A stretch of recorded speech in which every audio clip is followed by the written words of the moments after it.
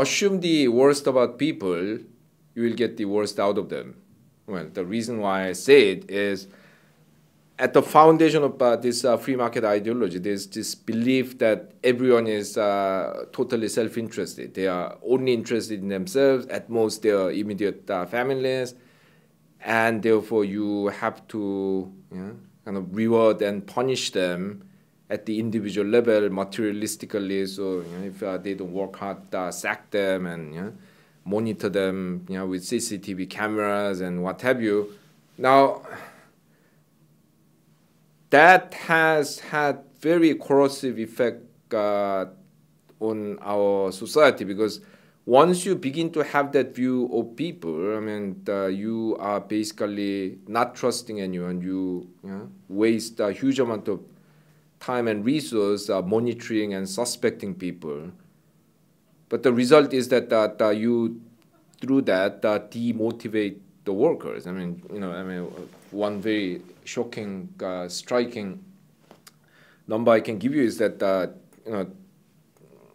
there's a method of strike called Worktorule.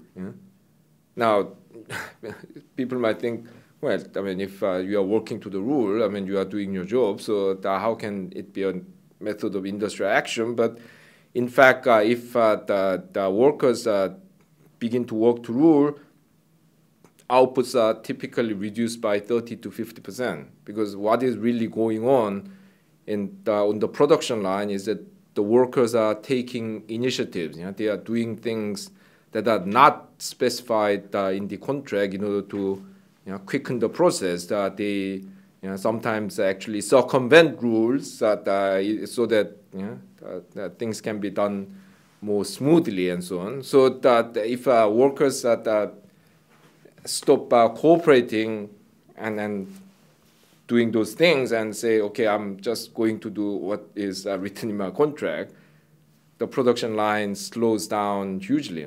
So that's one example of how, in fact, we rely so much on the people's non-selfish side. I mean, this worker behavior could come from many different things. I mean, it could come from, I don't know, the pride in their workmanship, or solidarity with their colleagues, or I mean, whatever. But whatever the exact motivation is in individual cases, the fact is that the world works as it does only because we are not those totally selfish agents that we see in economics textbooks.